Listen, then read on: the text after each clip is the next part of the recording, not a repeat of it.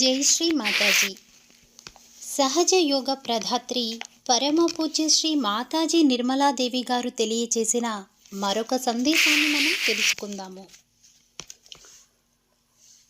సహజ యోగం ద్వారా ఎన్నో ప్రయోజనాలు పొందిన తరువాత కూడా దీని వలన మాకు వనగూడిన ప్రయోజనం ఏమిటి అని అడుగుతూ ఉంటారు. అలా అడగడంలో నిగూఢంగా వారి ఉద్దేశ్యం ఏమిటంటే, ప్రయోజనం పొందినా కానీ వారికి ఆ విషయంలో కృతజ్ఞత లేదని అర్థమవుతుంది. అలా కృతజ్ఞతాభావం లేకపోగా సహజ యోగిగా ఉండటం వలన పొందే ప్రయోజనం ఏమిటి అని ఆలోచిస్తారు. అటువంటి ఉపకార బుద్ధి మనలో స్థిరపడనప్పుడు మనకు అర్థమైనదంతా కూడా మనము పొందిన దానికి వ్యతిరేకంగానే ఉంటుంది. ఈరోజు లలితా పంచమి, పరమ పవిత్రమైన పర్వదినం. లలిత అంటే చాలా అందమైనదని అర్థం. అంతేకాక లలిత శ్రీ గౌరీ యొక్క మరొక నామము. రేపటి రోజు శ్రీ గణేశుని యొక్క జన్మదినము కాబట్టి ఈ రోజున మనము శ్రీ గౌరీని పూజించుకుంటున్నాము. మీకు తెలిసినట్లుగా నా యొక్క కుండలిని అంటే కుండలి, మరియు ఆమె పేరే లలిత. అందానికి మరొక పేరు లాలిత్యం. మనుష్యులలో అటువంటి అందమే ఉంది. ఎవరికైతే ఈ ఉపకార బుద్ధి ఉంటుందో వారు మరింత అందమైన వారు. ఎవరిలో అయితే ఈ కృతజ్ఞతాభావం లేదో వారు పశువులతో సమానం. అయితే పశువుల్లో కూడా ఆ కృతజ్ఞతాభావం ఉంది. శునకాల్లో అది బాగా ఉంది. ఒక కుక్కని కొన్ని రోజుల పాటు మీరు చేరతీస్తే అది మీ పట్ల ఎంతో విశ్వాసం కలిగి ఉండడం చూసి మీరే ఆశ్చర్యపోతారు. ఎప్పుడైతే ఇటువంటి విశ్వాసభావం మీలో జాగృతి అవుతుందో అప్పుడు మీలోనే ఉన్న ప్రేమ వ్యక్తీకరింపబడుతుంది. చాలామంది చెబుతూ ఉంటారు, శ్రీ మాతాజీ మమ్మల్ని మేము మీకు సమర్పించుకుంటున్నాము అని. నాకు నవ్వు వస్తుంది. మీరు నాకు సమర్పించుకునేది ఏముంటుంది? నేనెప్పుడూ మిమ్మల్ని ఏదీ అడగలేదే.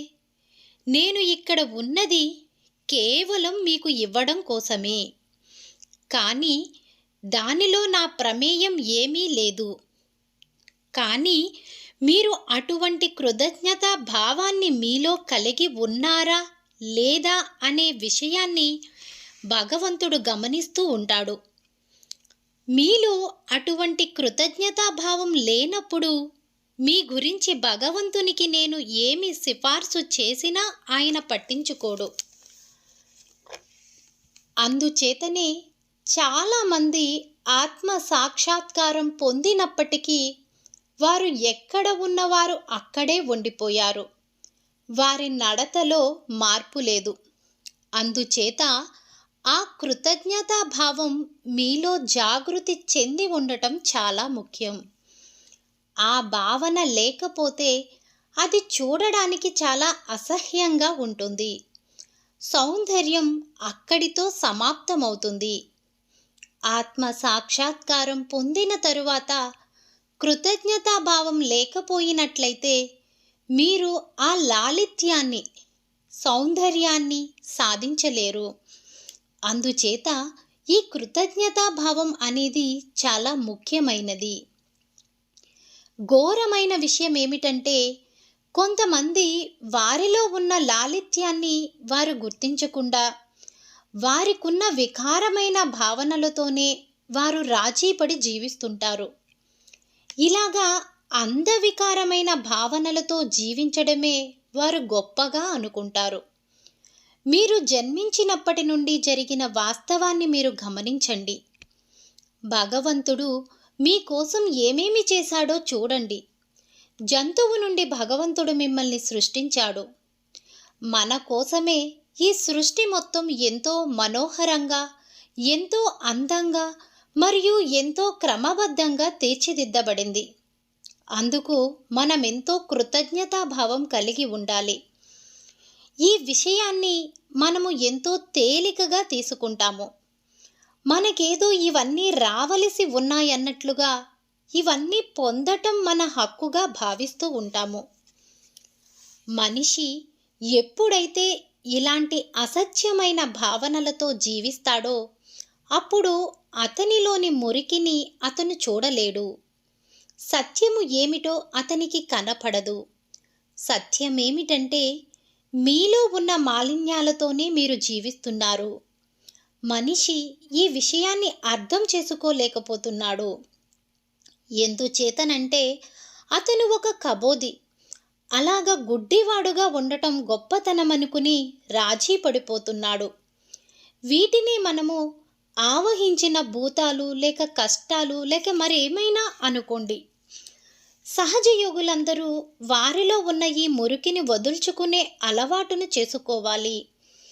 మనము మనకున్న చేతుల మురికిని కడుక్కుని ఎలా శుద్ధి చేసుకుంటామో అలాగా. చేతులు శుభ్రంగా చేసుకోవడం ఎలాగో మనుషులకు తెలుసు. జంతువులు వాటి చేతులను శుభ్రం చేసుకోవు. మనిషికి మాత్రం తన చేతులను శరీరాన్ని కడుక్కుని శుభ్రం చేసుకోవటం తెలుసు. అయితే పోగు చేసుకున్న మాలిన్యాన్నంతా మన మనసులోనే కూడబెట్టుకుని వాటితోనే సహజీవనం చేస్తున్నాము. మరింకా ఎన్నో జన్మలు వాటితోటే జీవిస్తాము. ఇదేదో ఈ జీవితకాలంతో అయిపోతుందని అనుకుంటే అది పొరపాటే. ఇలా మనసులో పేరుకుపోయిన ఈ మురికి మనతో ఎన్నో జన్మల పాటు వస్తుంది. అది తిన్నగా మనల్ని నరకం అనే ఘోరమైన ప్రదేశానికి తీసుకువెళ్తుంది. ఈరోజు ఎంతో అందమైన పర్వదినం. ఈ సమయంలో ఇటువంటి మురికిని గురించి మాట్లాడటం నాకు ఇష్టం లేదు. అయితే ఈ మురికితో మీలో మీరు ఒక మురికి కూపాన్ని తయారు చేసుకుంటున్నారు. అయితే శ్రీ మాతాజీ మీకు ఆత్మ సాక్షాత్కారం ఇచ్చారు. అయితే దాని తరువాత ఏమేమి చేస్తున్నారు? శ్రీ మాతాజీ మనకు ఎంతో గొప్ప ఉపకారం చేశారు అని వ్యంగ్యంగా కొంతమంది అనుకుంటారు. అటువంటి వారు సహజ యోగంలో ఎలాగ స్థిరపడతారు? ఈరోజు మనం శ్రీ విష్ణు హవన్ చేసుకుంటున్నాము. ఈ హవన్ అంటే ఏమిటి మనం తెలుసుకోవాలి. ఇక్కడ ఉన్న వారిలో ఎవరికైతే స్వచ్ఛమైన హృదయం ఉందో వారు ఈ హవన్ ద్వారా ప్రయోజనం పొందుతారు. ఎవరైతే మాలిన్యమైన హృదయంతో ఉంటారో వారేమీ ప్రయోజనాన్ని పొందరు. హవన్, పూజ, ప్రార్థన, నమాజ్ ఇవన్నీ కూడా మన ఆధ్యాత్మిక ఉన్నతికి అవసరమైన మార్గాన్ని చూపిస్తాయి. అవి మనల్ని ప్రకాశింపచేస్తాయి. వాటి ద్వారా మనము పరిమితమైన జీవితం నుండి అపరిమితమైన దానిలోకి దూకుతాము. ఈ విష్ణు హవన్ ద్వారా ముంబై పట్టణం మొత్తానికి ప్రయోజనం చేకూరుతుంది. ఎందుచేతనంటే నా స్వహస్తాలతోటి నిర్వహిస్తున్నాను కాబట్టి. శ్రీ విష్ణు సృష్టి పరిణామ ప్రక్రియకు తోడ్పడ్డాడు. ఆయనే శ్రీకృష్ణునిగా అవతరించాడు. ఈ విష్ణు హవన్ను ప్రపంచమంతటికి ఉపయోగపడేలాగా నిర్వహిస్తూ దానిలో ప్రకాశాన్ని ప్రజ్వలింపచేస్తున్నాము. దానిలో నూతన జ్వాలా తరంగాలను ఉత్తానపరుస్తున్నాము. తద్వారా మనిషి తన యొక్క మానవ పరిణామాన్ని చూడవచ్చు. మనిషి తన 3 పరిణామ దశల నుండి 3 బంధాల నుండి విముక్తుడవుతాడు. అయితే మీరు అర్థం చేసుకోవలసినది మరొకటి ఏమిటంటే భగవంతుడు తన సేవకుల ద్వారా సాధించేదేమీ లేదు. ఈ భవబంధాల నుండి విముక్తి పొందే శక్తి, సామర్థ్యం ఇంకా మీకు లేదని నాకు తెలుసు. అయితే అసత్యమైన వాటిని అన్నింటినీ వదులుకోవడానికి మీరు సిద్ధమై ఉండండి. మీరు పట్టుకుని వ్రేలాడుతున్న అసత్యమైన వాటన్నింటినీ కూడా వదులుకోవడానికి మీరు సిద్ధపడాలి. సహజ యోగానికి మీరు చేసే మేలు ఏమీ లేదు. సహజ యోగమే మీకు మంచి చేస్తుంది. మీ వల్ల సహజ యోగం బాగుపడుతుందని మీరు అనుకుంటే అది చాలా తప్పు. ఎందుచేతనంటే భగవంతునితో మీరు సంప్రదించడానికి సహజ యోగమే సరైన మార్గం. ఎవరైతే భగవంతుని దగ్గర నుండి స్వీకరించడానికి సిద్ధంగా ఉన్నారో, ఎవరైతే దీనిలో ఎదగడానికి సిద్ధపడి ఉన్నారో వారు మాత్రమే ముందుకు సాగగలరు. ఎవరైతే భగవంతునికి ఇవ్వాలని అనుకుంటున్నారో వారు సాధించేది ఏమీ లేదు. మీరు ఇవ్వడం అనేది బహుదూరమైన విషయం. మీరు చేయవలసినదల్లా మీకు ఆత్మ సాక్షాత్కారం దొరికినందుకు, మీ ఆత్మ ప్రకాశమైనందుకు కృతజ్ఞత చూపించటమే. కుండలిని యొక్క కదలికను మీ చేతి కొనల మీద అనుభూతి చెందగలగడం మరియు మీ చేతుల కదలికల ద్వారా ఇతరులకు ఆత్మ సాక్షాత్కారం ఇవ్వగలగటం. వేరే ఎవరూ ఈ సాహసాన్ని చెయ్యలేరు. దీని గురించి ఎంతోమంది మాట్లాడటం బహుశా మీరు చూసే ఉంటారు. అయితే మీరు మాత్రమే మీ ముందు కూర్చున్న వారికి కుండలినిని ఉత్థానం చేయగల శక్తి కలిగి ఉన్నారు. ఓ భగవంతుడా, ఈ యొక్క కుండలిని జాగృతి చేయగలగ శక్తిని నాకు ప్రసాదించడానికి నాలో ఉన్న ప్రత్యేక సామర్థ్యం ఏమిటి అని కృతజ్ఞతలు చెప్పుకోవాలి. మీరు ఎంతో కరుణామయులు. నాకున్న ఈ వ్యక్తిత్వం చాలా పరిమితమైనది. కుండలినికి సంబంధించిన ఇటువంటి గొప్ప జ్ఞానాన్ని నాకు ప్రసాదించినందుకు నేను చేసుకున్న గొప్ప పుణ్యాలు ఏమిటి అని అడగాలి. అంతర్గతంగా పనిచేస్తున్నటువంటి ఈ యొక్క గొప్ప జ్ఞానం ఈ పాటికి మీరు తెలుసుకునే ఉంటారు. ఇంతకాలం మీరు వారెంతో గొప్పవారమనుకునే గొప్ప మూర్ఖుల గురించి మాట్లాడుతున్నారు. అటువంటి మూర్ఖపు మాటలు మర్చిపోండి. ఇక్కడికి మీరు వంచబడడానికై వచ్చారా, లేక తెలివైన వారిలాగా ఉండడానికి వచ్చారా అనే విషయాన్ని జ్ఞాపకం ఉంచుకోండి. మిమ్మల్ని వెర్రివాళ్లను చెయ్యడానికో లేక ఆకర్షించడానికో రమ్మనలేదు. నిజానికి మీరు ఈ నిచ్చెన ఎక్కవలసి ఉంటుంది. పైకి వెళ్ళడానికి దానికి ఒకటే దారి. అంతేకాని అటూ ఇటూ ఊగిసలాడకండి. భగవంతుడా, నీవు నాకు ఎంతో ఇచ్చావు, మేము చేయవలసినది ఏమిటి అని సంపూర్ణ శరణాగతితో భగవంతునికి చెప్పండి. ఒక్కొక్కసారి మనము ప్రాపంచిక విషయాలైన అధికారము, ధనము లాంటి వాటిని అడుగుతూ ఉంటాము. మీరు ఇంకా ఇలాంటి చిన్న చిన్న విషయాల వలలో చిక్కుకోకండి. నేను ఏ భగవంతుని గురించి అయితే చెప్తున్నానో ఆయన ఇవన్నీ చూస్తున్నాడు. యోగక్షేమం వహామ్యహం అంటే యోగము మరియు క్షేమము రెండూ కూడా ఆయనే పర్యవేక్షిస్తున్నాడు.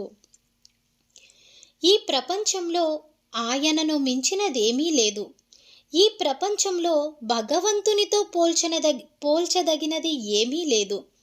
ఈ చరాచర ప్రపంచమంతా కేవలం ఆయన యొక్క అనంతమైన శక్తితోనే నిర్వహింపబడుతోంది.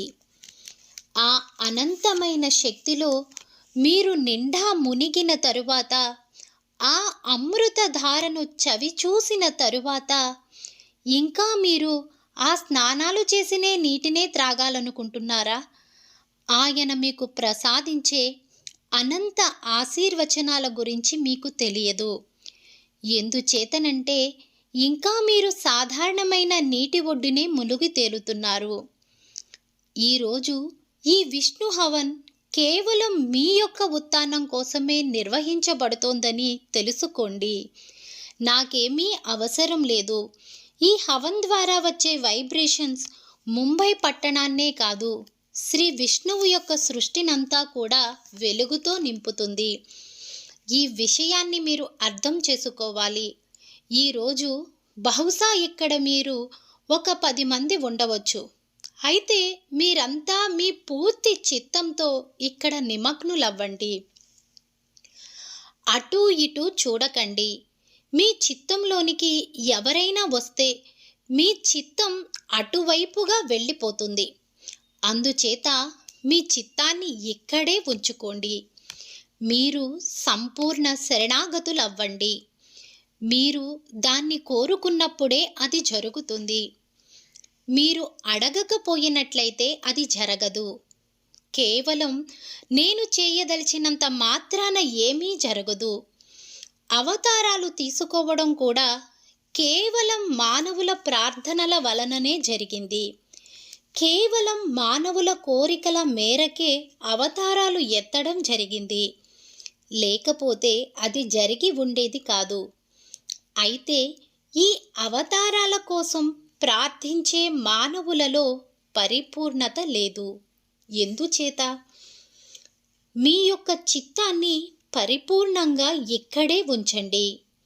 ఈరోజు మనం జరుపుకునే హవన్ చాలా గొప్పది.